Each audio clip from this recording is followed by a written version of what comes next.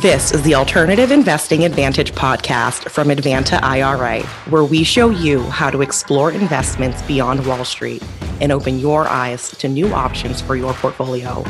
It's time to take control and give yourself the freedom to choose where you invest your money.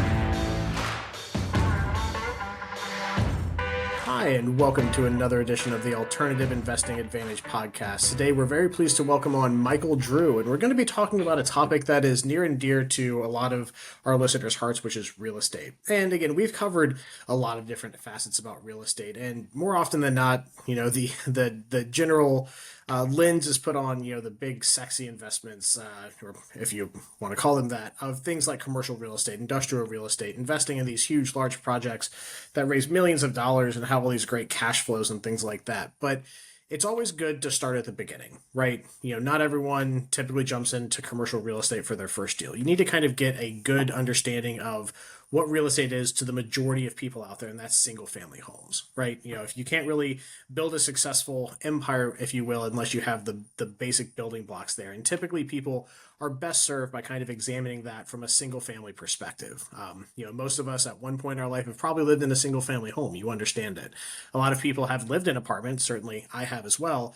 But when you're talking about, a single building that might have effectively 50 homes in it, it's a little bit harder to understand the math, the logistics, and the operations of something like that, because at that point you're dealing with business strategy and all sorts of different things. Single family homes, easy enough to understand, is that you have a dwelling, someone's going to utilize it, and you can make money off of that, kind of relationship, the tenant renter relationship. And, understanding that real estate can certainly be a vessel to you attaining your financial goals is something that we all can pretty much gravitate and agree on. So, Michael, thank you very much for being on with us today. I always like to let my guests kind of give a general introduction of themselves and kind of how you came to be in your current focus on real estate. And your example, I think, is a really great one that's going to resonate with a lot of people because you kind of started out in the other side of the coin in the more traditional securities world, which is what a lot of our listeners are kind of trying to gravitate away from. So if you wouldn't mind, give us a little bit of background about yourself. Thanks for asking, Alex. Well, my background is I was supposed to be on the floor of the Chicago Board of Options Exchange. That was the plan. I went to school at the University of Illinois. And as soon as I got to the floor of the exchange, my mentor, who is a market maker for Qualcomm, I'm going to start dating myself now, said my advantage, which is a pricing advantage, supply and demand advantage, is being taken away because of high-speed internet was being delivered into people's homes. So what I did is I parlayed that into teaching people how to trade stocks and options from home. It grew and grew and grew, and it was very nice. The difficulty there is as you kind of reflect on your successes and maybe failures, is that when you're a hammer, everything's a nail, right? I want to make everybody into me. And the problem with that discipline, I'll call it, is you definitely need an aptitude. You need a specific skill set that's not that easy to acquire. Kind of reminds me when I started doing triathlons, I am a bad swimmer. I can swim from the diving board to the edge. That's about it. I can't do a mile, unless being chased by a shark or something, So anyway, we kind of phased out of that company and we sold it. At that point in time, I kind of dabbled. And what happened to me may happen to other people, is I had this fancy house, and a guy come down, a good tennis buddy of mine, now a pickleball friend of mine, comes down and says, "Look at you. You've got a big house. I've got 16 rentals. And I make less than a third what you make. But my tenants will pay off those mortgages, and then I'll passively make more than you." Or, guys like to talk and tease and compete with each other.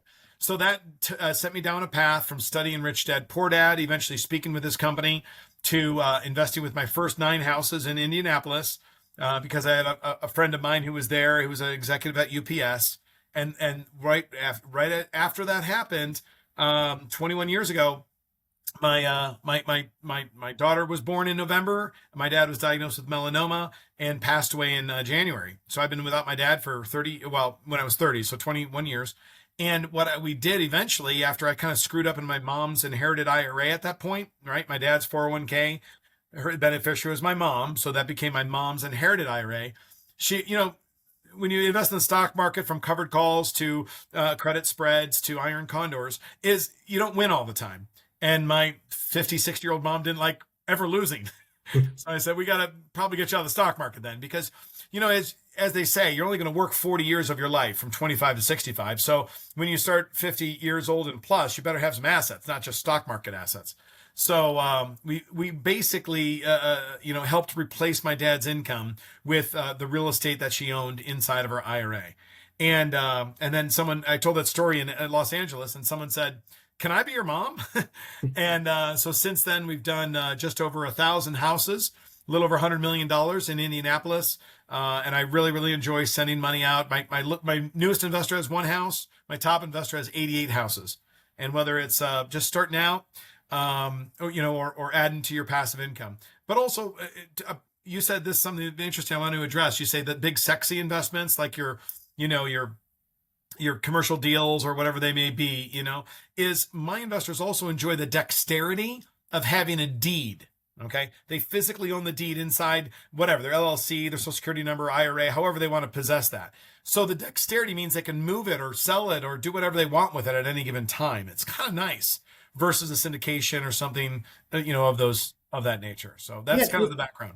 And I really agree with you on that point, is that, in this general consumption era of how we receive information, podcasts have become very popular, hence, we're on one right now. But the issue is that a lot of the general information being pushed with them is, that there is like kind of this great way to do it, and people don't often realize. They look at the end number, but they don't look at the actual practice of the investment, right? Investing into something like real estate, I think people understand it's not an extremely liquid investment. And there's that liquidity as a spectrum, right? On the one hand of having something like a dollar bill, okay, that's extremely liquid. I can exchange that for goods and services just by walking up with it. You can't walk up and pay for a gallon of gas with a deed.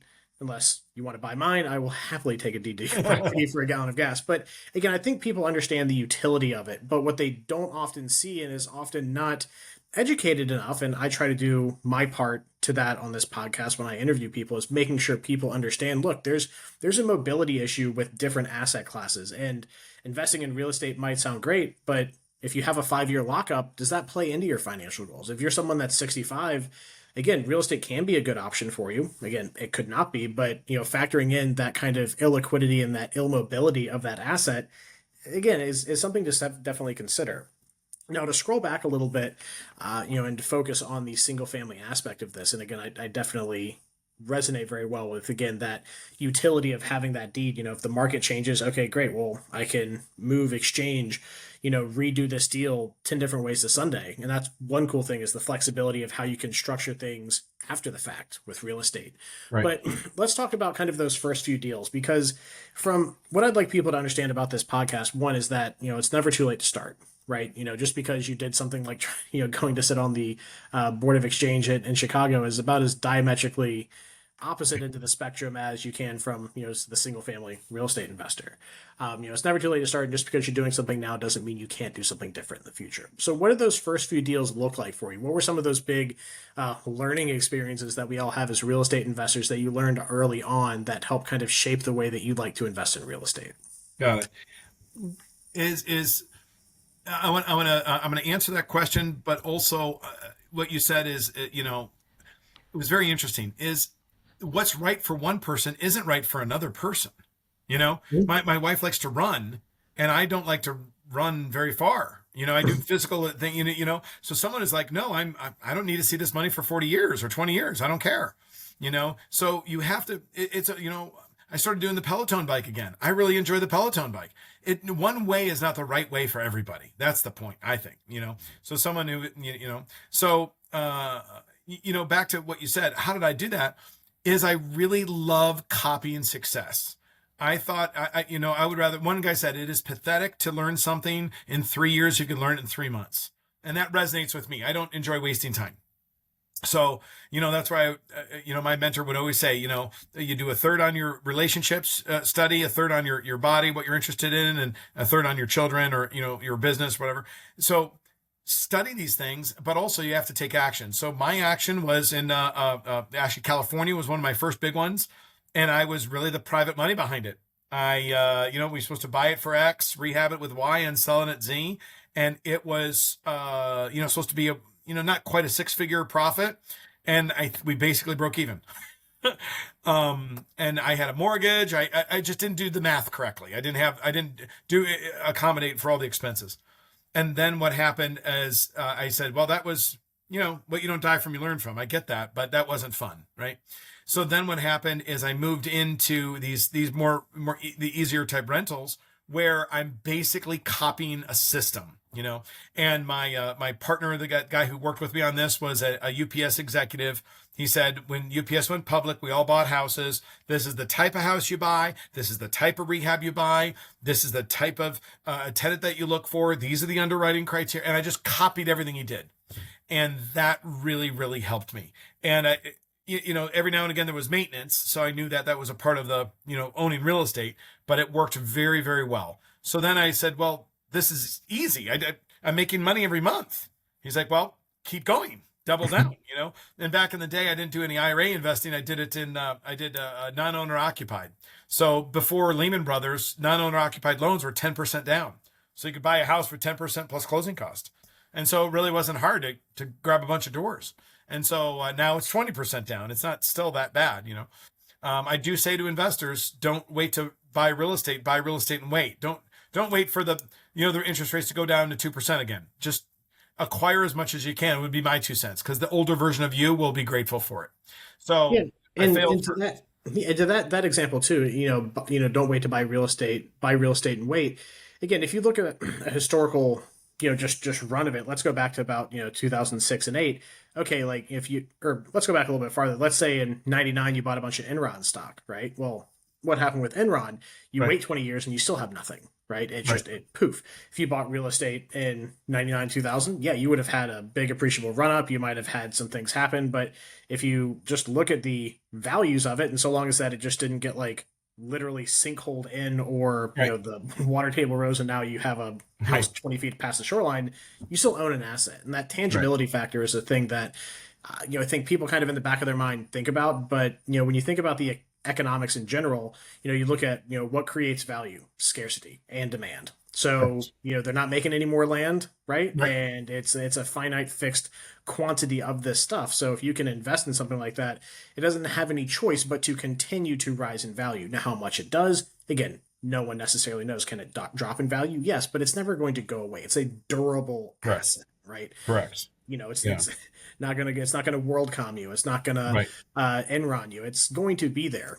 But you have to understand the basics and do it right. To that example, you barely broke even on that first deal, which again, for most people's first experience, I think, making money's great, breaking even's okay. Let's try not to lose money, right? Or lose too much.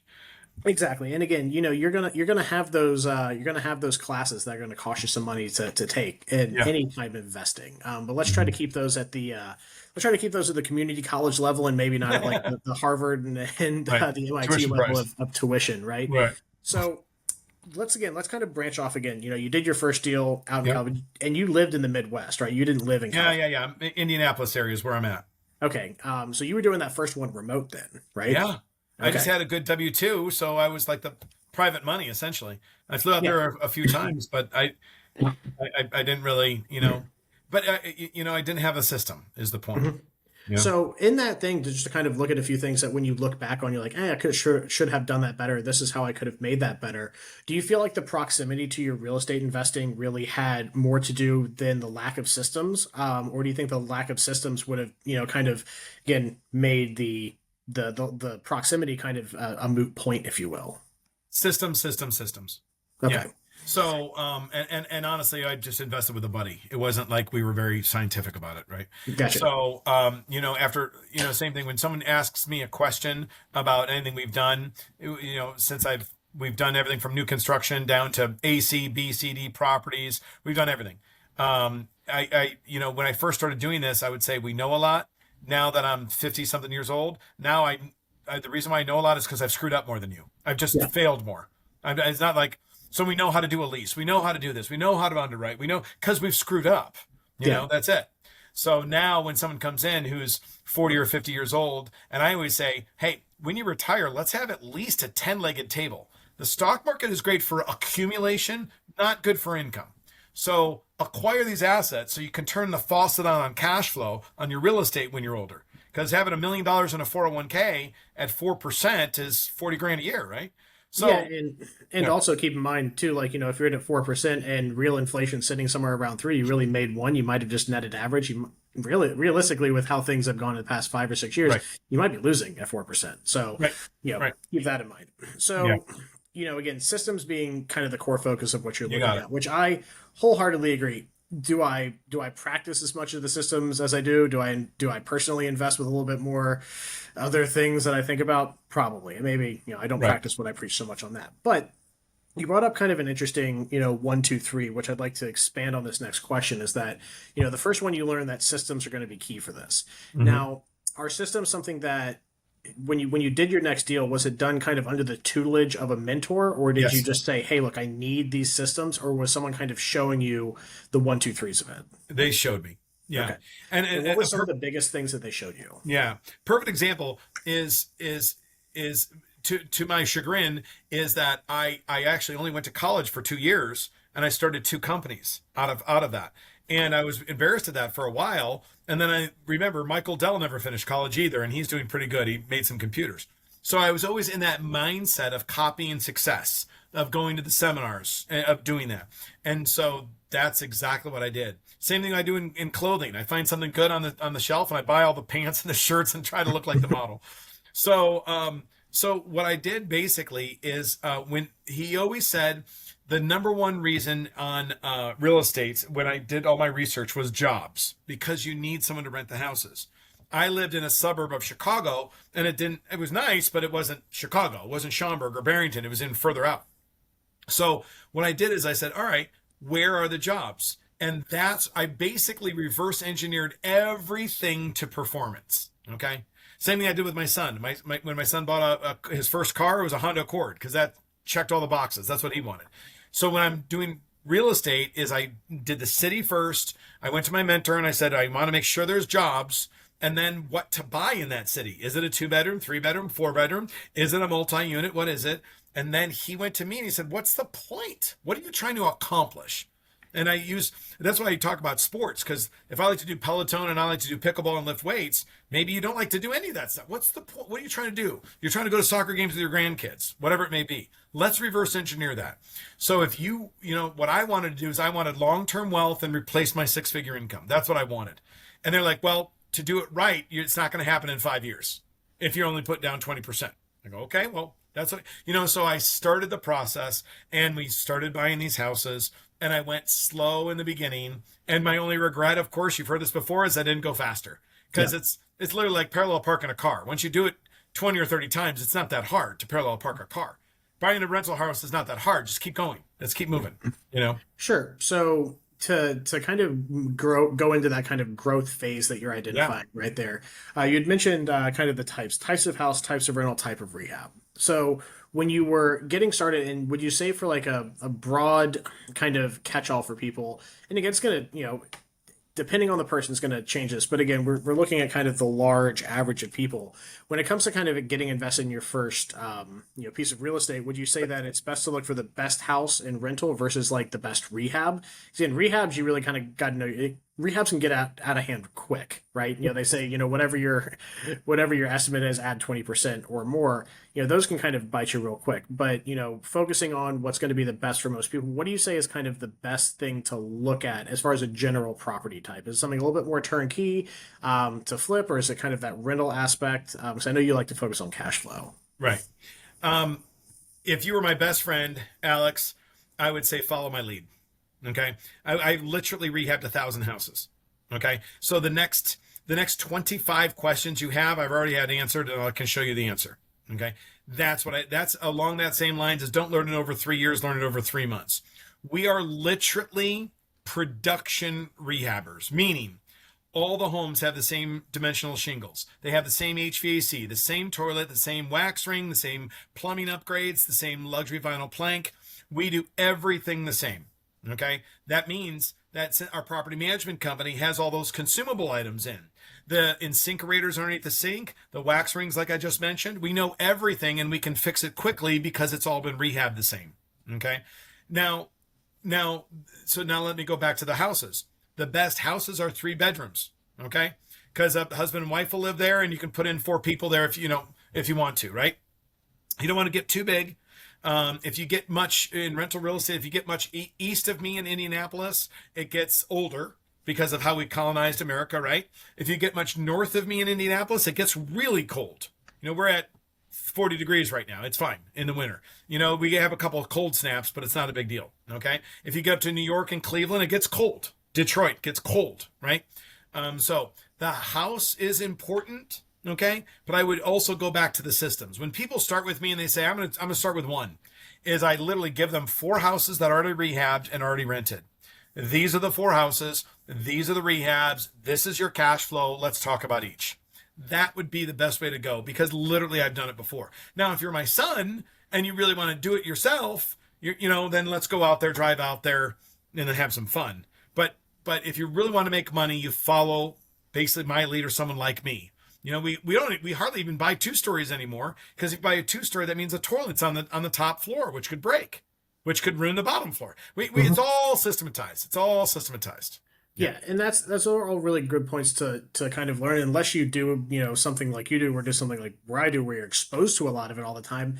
It's Right. things that can get really expensive to learn. Like you have a leak that's coming down through the soffit.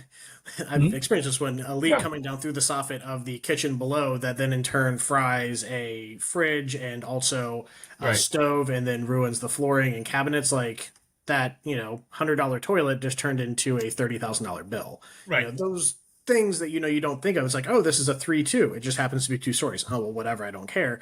Those are some of those kind of like discerning criteria when it comes to you identifying what's going to work best. That can be very valuable to have someone in your corner that can say, hey, look, sure, can you make plenty of money with this? Absolutely. But here's some things you might want to watch out for that would otherwise, could potentially bite you in the future. So once you kind of, again, scaled this, a lot of people are saying, great, sounds awesome. Like if I go out and buy this, I can see how you can make money. But real estate's many things. It's many things to many people. But the one thing it is not is cheap. It takes money to make money in this industry. Yes. And most people get really intimidated by the fact that, heck, the median home price in the U.S. it dropped a little bit, but it's still above 400, right? You're looking at just a ton of money for people. And again, people I think generally understand. Yeah, well, you finance it. Rarely do people go out and buy cash. A lot of the talking heads like to be, the Dave Ramsey's. I hate debt. And I'm not here to pass judgment on Dave Ramsey. Right. I'm sure he's helped a lot of people, but you get into real estate, you have to understand debt, and you have to be able to navigate that in the beginning of your life cycle with this. So, what would you again kind of tell someone? It's like, look, you're starting out with, I guess most people would probably have, at least $50,000 squirreled away that want to kind of make this leap, maybe less. But how do you kind of broach that topic with people that are looking for some mentorship on how to get started when you don't have enough to buy the property outright? Sure. Well, hopefully you'll share my contact information, book a strategy session with me, and we'll walk through it. Number one is in the Midwest, our homes right now are in the $150,000, $170,000 range. Okay. So that's 20% down. Let's do 170 for round numbers. Okay. So 20% down is about $34,000 right now. Okay. And you're going to add some money for closing costs. Okay. So with that money down, you can get a mortgage. Okay. If you don't have a job or you're between opportunities or you're retired, you can get what's called a DCSR loan. That's a debt service coverage ratio loan, which basically means the property qualifies itself. Okay. You do usually have to have a FICO score of above 660. But we can basically have the property finance itself. You're going to have to put a little bit more down payment down. The rates are a little bit higher. Closing costs are higher as well. And then also, of course, there's an IRA that you can buy through. You can buy cash through an IRA or Roth or SEP or 401 self-directed 401k, or you can also do a non-recourse loan through one of those products as well. The LTV or loan to value usually has to be a little bit higher on a non-recourse loan. So when someone comes up to me and says, hey, I want to start, I'll say, well, these are the different, my pro forma says these are the different possibilities. These are the different rates of return. These are things like that. And then let's walk you through how to start. We have, companies that, like yourself will handle the IRA type portions, companies like myself that handle everything else. And we have the insurance already on tap. And, we use State Farm Insurance to do a great job in the Midwest. Everything's kind of turnkey for you. So the tenant's already in. Literally what happens when people join us and they close 1 month, I need their ACH information so I can direct deposit the next month's rent in your bank account. It's that easy. Gotcha. So we walk you through all those things. Gotcha. So again, and that's what I like to, kind of convey to people is that, you don't need to have the full amount, but you need to have something to get started.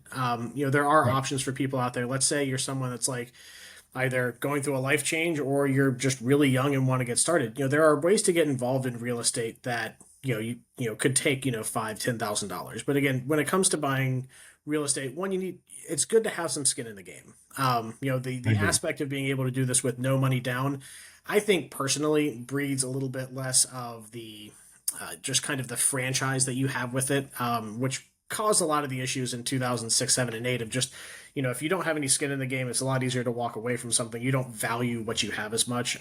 Again, personally, from what I think, it's good to kind of get invested as much as you can comfortably sustain, right? Have something in there, have some reason to go back to this and see it through. But again, to the point of kind of what you're looking at now, it sounds like, you kind of transitioned a little bit in your strategy from being more of a, acquirer and holder. And I'm sure you still probably do that personally, but more into the property management side of the equation. Is that fair for what you kind of look at now? Well, here's what was happening is, really we did between a couple business partners, we had about 100 doors and we're better at certain things. My team is better at rehab than I am. You don't want to, if you've got a hole in your drywall, I'm not the first guy you should call to fix that, right? My team is, right? Same thing. I've got better landscapers, HVACers, roofers. I do some of the marketing. I do the property management side of it. I do the people type aspect of things. So what was happening is people were grabbing these doors. So we just systematized everything years and years and years ago. So all of our tenants, and now post-COVID, everything is easier with technology. The property management's easier. Everyone has a smartphone, so anyone can sign a lease renewal on their phone after they have a Zoom call with us if they need to, or they're traveling. We have truck drivers who are leasing our houses, and they can do a lease renewal when they're in California. They don't have to drive to the office and take a day off work, right? So we manage everything, and we have a team that manages it. Yes, from the acquisition, the rehab, the property management, and why we morphed into that is a necessary evil. My buddy says I didn't grow up as a 7-year-old and dream of managing properties. It's not the funnest job on the planet, right? But like I said, my top investor is out of Malibu, California area, and he's got 88 doors. We give him a lot of money every month. And so we need a system behind that, and also nowadays, since everyone does seem to have a device or a smartphone, is a lot of my staff works remote and they're delighted to work remote. I get the productivity I need out of them, and my tenants are happy. My investors are happy. We respond quickly. And, half my sales really go to existing investors, and then half, will be someone on a podcast that says, you know what? Let me try this for one or two, Yeah, absolutely. So to bring up the point of property management is also a good kind of springboard into this, because again, people understand from the base of, okay, real estate makes sense. I've acquired it now. If I'm investing for cash flow, and again, not just looking to flip it, because that's a whole other kind of segment of things to go down. But most people that at least I deal with on the IRA side of things, and I'd say in general, the people kind of in our sphere really like the cash flow aspect of it. Because you can invest price point agnostic, right? Again, you shouldn't wildly overpay for something, but you're a little bit less concerned about what you bought it for, so long as that you have an asset that will cash flow. Correct. With a relatively understandable increase in your cash flows over the next, how long are you going to have a pulse for, right? So you can hold it for as long as you want, and even then it's durable. It passes down. Like your kids, if you have them, or whatever, is going to have that. But it's kind of, again, dealing with the tenant aspect, right? How do you get that cash flow? Well, if you have just 4 walls and no one in there, it's going to do nothing than just cost you money, right? So taxes and insurance not going to do anything. But dealing with people, a lot of the time, people get a little bit uneasy. And again, the value of having property management is something I really espouse to a lot of people. If you don't want to deal with tenants, termites, and 2 a.m. phone calls, get a property manager. But nothing in life is free. You're going to pay, probably somewhere in the neighborhood of an 8 to a 10% vig on gross rents to have a property manager. But there is 100% value in that. I agree. Just because you're paying for something does not mean it is not valuable. Could you do it yourself? Sure, but do you want to? Let me interrupt you real quick, Alex, on that. I was taught that rich people have money and wealthy people have time. Mm-hmm. Yep. So you can do it all yourself, but that's not how we see it. If you and I say we're going to go do a sandwich shop in Florida and we each contribute 50 grand each, we better not be making sandwiches. We better be doing the books maybe and writing checks every month, but we better not be making cold cut combos. We have to make money. We have to design this around our lifestyle. Yeah, and again, to kind of illustrate that point is, what are some things that you learned on dealing with tenants? Because again, it's, for people to understand it, again, you need to kind of start from the beginning. Again, it's great to just automatically jump into a system that works extremely well, but you got to understand the other side of it. Let's say, things happen and it doesn't always have this kind of, this management built in. If you're going to go out and invest in a property and you want to put a tenant into it, walk through kind of what it takes to tool up a property. Like, great, you bought it, you own the asset, but what are some common issues with getting tenants in, and then the ongoing stuff, maintenance? Like, how do you kind of navigate that as someone that's looking to digest and understand what it means to own rental real estate? Sure. That's a great question. So first of all is clarifying expectations. Okay. Like a spreadsheet, the average spreadsheet allowance on maintenance is, I think, 5% of gross rents. Okay. Mm-hmm. So that's about right. Then what I do as a property management company and my leasing department will move conversations earlier in the lifespan. So instead of putting out fires, 7 habits, be proactive. Let's move that quadrant 2 way, way, way earlier. So the number one thing is timeliness of payments. Okay. So we move that way, way earlier and say, even when we're leasing a home, because we have more applicants than we have homes. So when we go through these, call it 5 or 10 applicants, I say, hey, we're a family owned and operated property management company. That's why I'm speaking to you right now. If you're someone that pays late or that has a history of paying late, this is not going to work for us. We should shake hands and part friends. And they're like, well, I want to rent from you. And I go, well, we're going to call your last 2 landlords and make sure you have perfect payments. So we're really, really big on payments because that's all, we tell them that way ahead of time. We're also in a landlord friendly state. So just in case something does go wrong, we can send them a 10-day, their rent is due on the 1st, late on the 5th, and they're evicted on the 15th. So that we were very, very clear on that. Next is anything over $100 or less is on the tenant. Okay. Now that said, is anything to deal with water can damage my property. That's why it's replaced when we rehab it. But I don't want you waiting on a leak. Okay. So anything with water, we have 24 hours, 7 day, 365 service, but you have to use the app and contact us. And then the app, the staff member that manages that, then disperses, delegates the correct thing. Is it cold? You have no heat? Then we'll delegate HVAC person. So the systems behind all those things are clear. The system behind, your payment, we pay online. You can pay on Zelle, things like that. You can pay at any Chase Bank if you want to pay cash. You can do that too. So the systems are all, designed to do that. Right. So as a property owner, though, is we have what's called a not to exceed. Most property managers have an NTE, not to exceed, which means we cannot spend over a certain amount until we have a conversation. Okay. Mm-hmm. And that would be kind of below a water heater. If it's a leak for $100, $200, we got to fix it. Okay. But if it's a water heater, those are $1,000. We got to talk about it. And then what happened here, and we go over things like that. So we can't spend your money without your approval. And I appreciate that. So things like that. But it's similar to my son who bought that Honda Accord. I said, hey, you got brakes and tires, buddy. It's a great car, but there's expense items, right? So plan on spending some money. Absolutely. And that's a thing that I think most people understand is that there are continuing expenses with this asset, which again is something that you need to be okay with. And it has to work within your needs and wants. And another point you really brought up is that, rich people have money, wealthy people have time. At the end of the day, most people's goal is to create this whole other avenue of cash flow and wealth. Well, most people's goal at the end of the day is not to have 2 jobs, right? And if you own 3 rentals and have no management, or you've never really dealt with property management before, it could turn into another whole job quickly, I might add. One tenant, maybe you can, deal with it well enough. And again, I would say if you get lucky, sure, it can definitely be easy where you just get the check and you never hear from them. But, and that's the big but, is just understanding how much time capital can be involved. Think about if you've ever lived in a home before, if personal experience. Most people haven't just lived in tents their whole lives and then come and say, "Hey, I want to buy rental property," right? You've understood that, like, hey, like my AC went out. Okay, I have to call someone. Okay, then I got to get them out there, or I have this needs to be fixed. Do you want to be dealing with that constantly? Right. And maybe you do, but I would wager to guess. And with the Super Bowl being last night, yes, I was placing some bets. I am a betting man by nature. That's not what you probably want.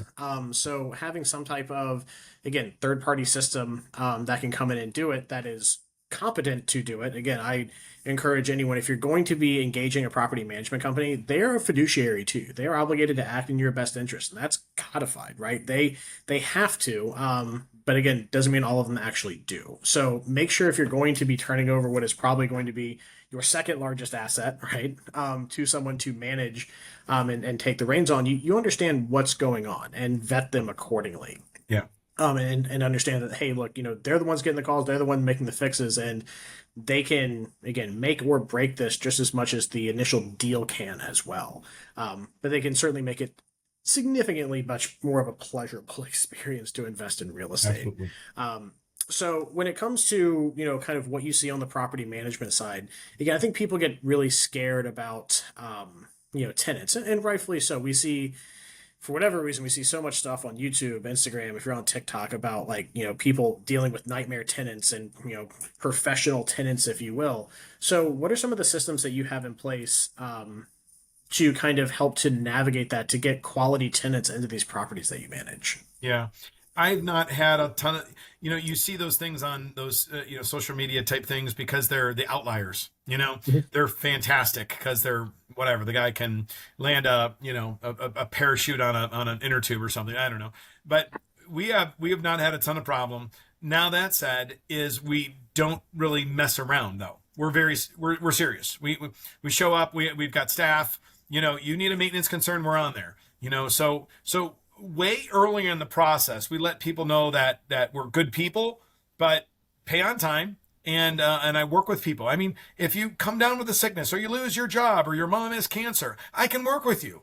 You just have to communicate. Mm-hmm. And so in order to find these good tenants, I've attracted them by our demeanor. We've attracted them by our underwriting, our the different things that we do to ensure that. We do have expensive late fees. And so we don't like collecting late fees from people. We tell them that. I said, this is no fun chasing you. We evict less than 1% of our tenants. Another reason why we went with single families is because you have a family in a single family. I do appreciate multi-units, but you mentioned, Alex, you were in a multi-unit once. Last time I was when I was single with no kids. I wasn't super reliable. I'll be honest. The manager at Taco Bell is the guy who rents your apartment. I go, I don't want to build a business like that because, it's not, my family's, I think our average tenant stays 4 years, or something like that. So that's what I like, because my investor then doesn't have to turn the property every year, and incur that expense. That's no fun. So yeah, we go in. The houses tenants typically are stickier. Yeah. So we go, so the homes have big mature trees. We even give a financial reward, hundreds of dollars, to our existing tenants to refer tenants to us. Why is that? Because I want external factors in for the persistency of those leases, right? So if you're a young, 30-year-old gal with a couple kids, and your mom or your aunt, your uncle, it lives nearby in one of my houses, because we have available houses. We buy houses every month, and they're like, oh, my landlord's good. Do they qualify? Yes. They've got a built-in babysitter 2 streets over. That's cool, So we build all this in, so we have several factors that help us get good tenants, keep them in there. My software reports their on-time payments to the credit bureaus. We help them build their credit. Now, that said, we're also business owners, so we have to raise rents because my investors have their property taxes going up, buddy. So the rents go up every year, Yep. Now within reason, I'm not doing $500, a month on everything, but we got to keep up with the market, and it's worked out really, really well. Yeah. And again, people, if you set the expectation that, hey, rents are going to increase, marginally over years, it gives your tenants the ability to absorb that. Again, right. Most people come into it and say, hey, I would love to be that guy that has the tenant there that doesn't raise rents for 30 years. And again, if you want to be that altruistic with something, all the better. But, Right. it's much easier to kind of spread that out. Let's say you have a $2,000 a month lease, right? And you don't raise rents for 6 years, right? And then all of a sudden you're like, hey, my property taxes have gone up by 20%. If you live down here in Florida, your insurance might have doubled. Sure. I'm either gonna have to sell this property or raise it. Well, going back to that same tenant and saying, hey, look, I gotta bump your rent up to $2,700 or $3,000 just to make, Right. again, a reasonable return on this. That's like, whoa, we got so used to paying for this. Setting expectations is a big part of, again, Right. dealing with people. You're much less likely to have someone that's angry if you have a clear and understood expectation into it than you are Right. if you all of a sudden arbitrarily have to change it in the future. Right. And that kind of leads into my next question I'd like you to elaborate a little bit on is coming back to kind of the core of this conversation of Yeah. helping people understand the trajectory for getting invested in real estate in the single family space Yeah. is it's great. Okay, look, we've acquired the property. We understand kind of the metrics of that. Okay, renting it out, we grab that. But going forward, again, these properties are going to have expenses, and no one should really be spending, zeroing out their checking account at the end of every month. But especially with real estate, you have to be a little bit more analytical on saying, hey, look, like, my life, I have expenses, things come up, but real estate, big things can come up, right? And understanding how to kind of plan for those is important. So, what are some things that you try to educate people on the front end of saying, hey, look, like, here's some things that you can expect with this property type and how much you should probably be keeping in reserves? Is there like a formula for it, or is it a case by case basis? Just the planning for the unexpected and how much those things can cost. Sure. That's a great question. Another reason to go with, in my view, yeah, obviously biased, is my model works so well in Indianapolis because I can acquire at such a discount. Okay. I can do the major capital improvements. Okay. So I'm not put, as the air quotes, lipstick on a pig. I don't need to do that. I can do everything because of my acquisition price. Okay. So when you have a home that has all the capital expenditures done, like a new roof, HVAC, upgraded plumbing, upgraded electrical, 100 amp panel, tree, all the trees are cleared from the yard. I mean, heck, one year I think we spent 30 grand on tree clearing. All the trees are done over the roofs, over the power lines. We snake a drain, we camera the drains. The incinerator has a new half horsepower in it. Everything's done. GFIs are all checked out, everything like that. So then when something comes up, it's within reason. Okay. It's within parameters that we even give a warranty on our houses too. So everything's within reason. And, in fact, one of my mentors said this. He said, if you give them a dishwasher, a range, and a refrigerator, all your tenants, and you have 1,000 houses under management, you've got 3,000 pieces that you have to maintain, right? So way early in the process, years ago, we don't give any appliance. We don't maintain any of the appliances. We actually wall off. If there's a dishwasher area, we close it off, put a cabinet in there, and then we give them scratch and dent appliances, and we have them sign that we don't maintain them. So Yeah, you'll and never get little things like that. Yeah, and that's one of the things that kind of earlier on in my career, which I found interesting from some of the more successful investors. And there's kind of 2 points to that. A lot of people might kind of, turn their nose a little bit like, well, hey, I don't want to if I want good tenants, I don't want to give them crummy things. But to that point, if you don't give, and I have one investor that's kind of interesting. He's like, I don't give them anything, but qualifying them on that, I can either say, hey, look, I can give you a credit on something and spread it out, and you buy your own, or not. And I can't remember the exact metric he uses for the credit that he gives them to bring it in there. But essentially, at the end of it, they're like, "Hey, I can put what I want. If I want a nice stove, I don't have kind of the Right. the contractor special from Home Depot that's super crummy. Right. Or hey, if I don't really care, hey, maybe there's something that's provided, kind of again to your point, a scratch and dent. Right. But it also gives them a little bit more sense of again ownership. If you take care of the stove, the dishwasher, and the range, you're Right. probably gonna you're not gonna have a nice stove in a kitchen that you rip the cabinets off of, Right. Right. Again, it gives Yeah. that sense of ownership, when that sense of franchise and owning something and taking care of it, that again matriculates to other parts of this investment, which You got it. again was something that I was like, oh, that makes a whole lot of sense, and now I can see how it works in practice as well. Yeah. Yeah. And again, that's at the end of the day, you want people in there that are going to take care of it and also take care of you, but you have to take care of them.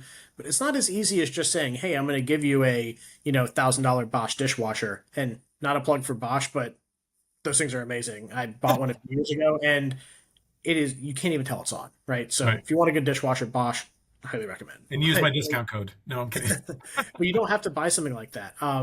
Just because you love it doesn't mean that you need to provide it to a tenant. Right. But you do need to provide them, something, and understanding where some of those value adds come in and where you can save money and where you can actually kind of, in a roundabout way, probably make yourself more money with less Right. issues by maybe not doing something, which was an odd light bulb moment that I had. But again, that's a great point that you bring up is of, if you have so many of these things and, it doesn't take many, you could have three houses and then, that could be an additional $15,000 of just like stuff that you have in there. Yeah. Maybe 10,000 for three houses, but like it Yeah. can get expensive quick to maintain and be on the hook for that. And if you don't have to, hey, Yeah. that's pretty nice in my book.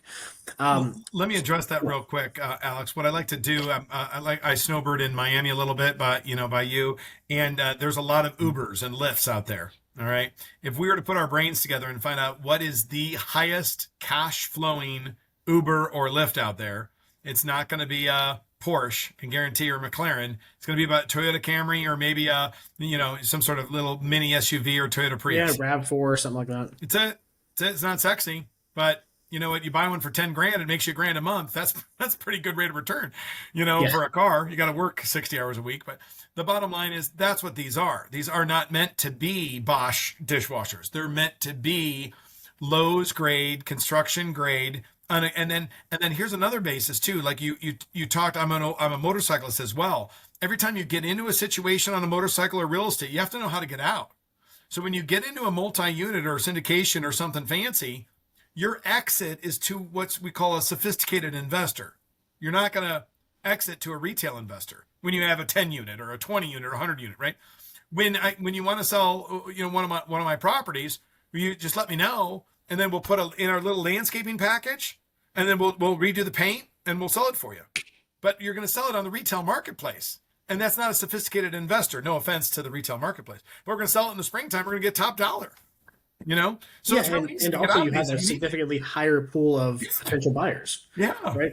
I don't Yeah. know the numbers on accredited investors in the United States, but I mean there are less than retail In the investors. single digits, I guess. It's just you're quite literally selling to the 1-2%, as opposed to the 95% of the populace. So again, it definitely lends itself to that. And then lastly, the point that I like to bring up, especially for people, is that, again, from the initial kind of fear of getting into it, then, okay, the fear of the tenant. And again, I think demystifying the fear of this is a big part of helping people understand the value of it.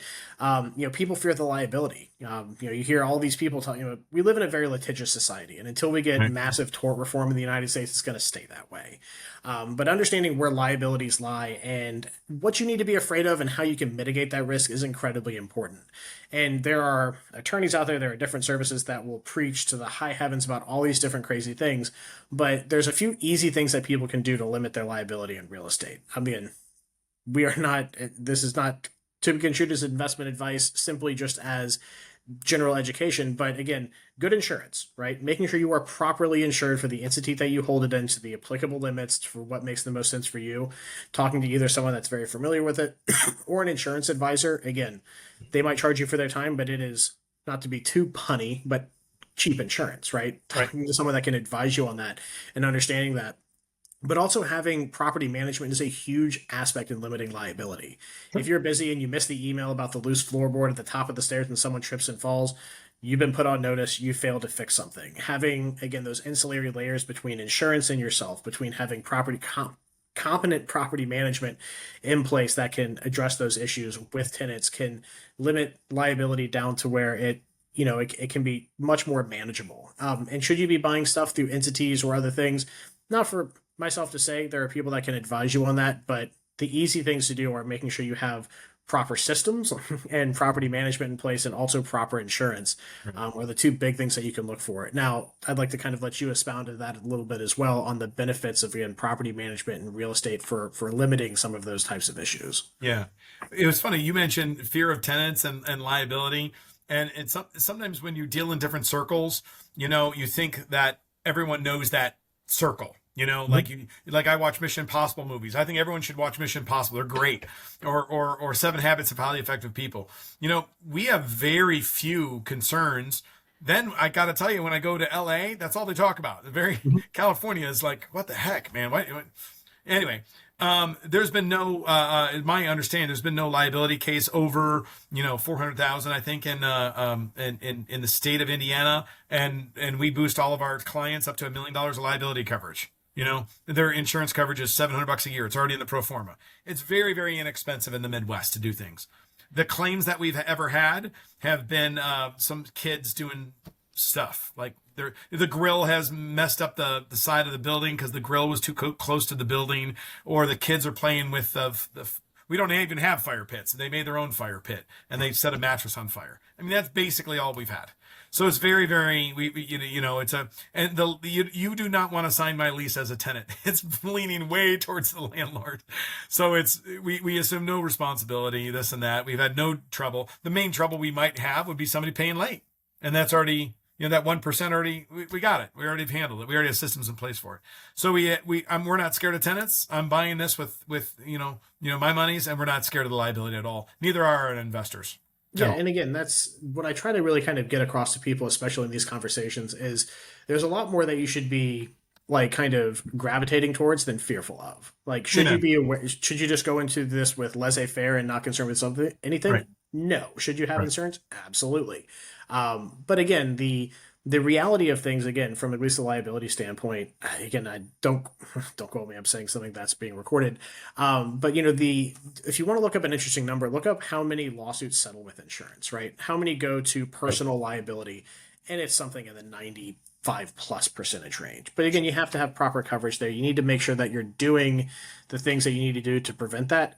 But the things that you need to do to prevent those kind of issues are not rocket surgery. It's not the craziest stuff out there. It's very easily digestible. It's like, hey, look, have a property manager that knows what they're doing. Make sure things that are easily, if you got a loose floorboard, fix it, right? If you have a broken door lock, fix it. If there's a trampoline in the backyard, get rid of it as soon as possible. Right. Just easy things. Again, and now, if you have a house with a pool, again, we're down here in Florida, there's different things to look at for different markets. Right. What is extremely carbon copy and paste for someone like you in the Midwest is relatively, transplantable to other places, but there's different concerns to look at, right? The avatar for Florida for the properties is going to be different than Indiana, which is going to be different from Texas and New York and California. Just understand that. And it's, good to kind of get the information at a high level, but if you're going to be kind of pulling the trigger and investing in a certain location, find someone like Michael that has a lot of experience in that specific location, to talk to mentor you, because most people in real estate are super friendly. We're all pretty happy to sit down and get a cup of coffee or grab a beer and just, explain what we know and try to help people, which is unique for this industry, is that people are so nice. Walk into an options desk in Chicago or New York and see how friendly people are. If you ask, hey, They're angry. Can you explain that iron condor or these covered calls? Like, you sooner get a stapler thrown at your head than you would a productive conversation. Right. Yeah, there's enough money out there for everybody. There really is, And someone helped me, right? Someone had to help you, I have mentors in marriage and in trying to be a good dad and pickleball and investing and I screw up still all the time. But it's wonderful. It's wonderful to help people. So yeah. Absolutely. Well, again, I think it's been a really great conversation. We've kind of gone full circle, if you will, with kind of trying to help to demystify people and illustrating the benefits of real estate and especially the benefits of property management, right? That, it's all well and good to buy it, but how do you kind of make money at it? And it's having systems and people that know what they're doing in place to help fill in the gaps until you are that person that is the, at the top of that food chain and experience and knowledge in the space. So again, Michael, really appreciate you being on with us today. Again, if they want to learn more about kind of what you have going on and your strategies and what you're doing in the Midwest, how can they reach out to you? How can they find you? Sure.